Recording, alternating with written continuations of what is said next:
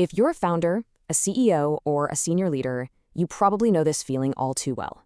You've climbed the mountain, you've hit every metric, you've built the very thing you set out to build, and you are just profoundly exhausted. The thing is, the problem isn't a lack of effort. The problem is that the very tools that brought you here are now the source of your burnout. So let's break down the unique psychology of leadership burnout and what actually works to fix it. This really gets to the heart of it, doesn't it? Because this isn't just about being tired. This is a deep, systemic exhaustion that a week away somewhere sunny just won't touch. It's that feeling of running on fumes, even when you're supposed to be recharging your batteries. So how does this even happen? We call it the leadership exhaustion crisis. And, it's driven by a set of psychological pressures that are completely different from regular stress, and they're almost always misunderstood. Right. So the most dangerous pressures are the ones you can't see. First, there's that always-on state. And it's not just about checking emails late at night. It's a state of chronic hypervigilance, where your body is physically stuck in a low-grade fight-or-flight mode. Then you have the emotional labor. You're basically the shock absorber for your entire organization.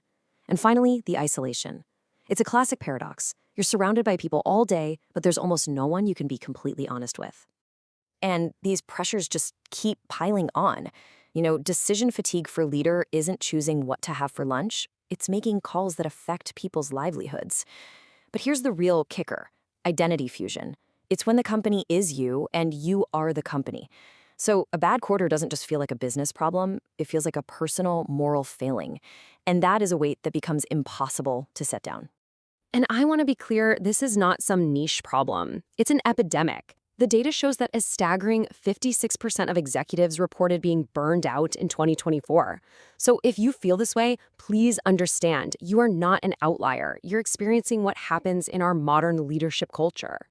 Okay, so we understand the why. Now, let's talk about the real-world consequences. This isn't just a state of mind. Burnout has a profound, tangible cost, both physically and in your most important relationships. The label burnout can feel a little abstract. So what does it actually feel like day to day when the whole architecture of your life starts to buckle under the strain?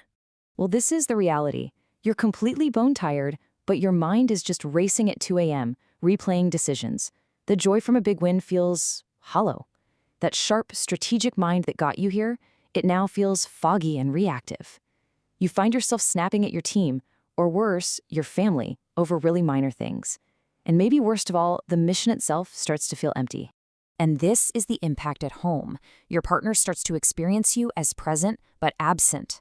They're literally watching the person they love get consumed by their role. They feel like they're walking on eggshells, totally unable to help, and the relationship just slowly erodes. That's the relational cost, and it is immense.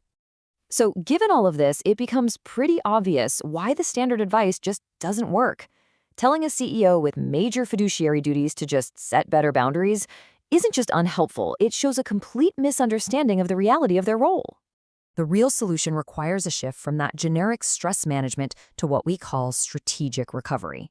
A vacation won't work if your nervous system is still stuck in overdrive. So the key isn't advice that ignores your constraints, but interventions that work within them. This isn't about treating symptoms, it's about rebuilding the psychological infrastructure you need for sustainable high performance. And this is exactly where our network comes in. We provide a path to recovery that's designed specifically for the realities of leadership. It's built on a foundation of total confidentiality, flexibility, and a really deep understanding of the executive world. Our process is very structured and strategic. First, we start by mapping out your specific burnout triggers. Then, we use proven, evidence-based tools that are tailored to your life. Things like cognitive behavioral therapy to reframe those thought patterns, and also body-based techniques to literally teach your nervous system how to finally shift out of that constant state of alert. The goal is to build systems that prevent this from ever happening again. And we've built the logistics around an executive's life. Because we are a private pay network, there are no insurance records, no paper trail, period. We offer sessions early in the morning, late at night, even on weekends. And if you're traveling for a board meeting or a big deal, your sessions continue without any interruption. Ultimately, our entire philosophy really comes down to this one simple idea.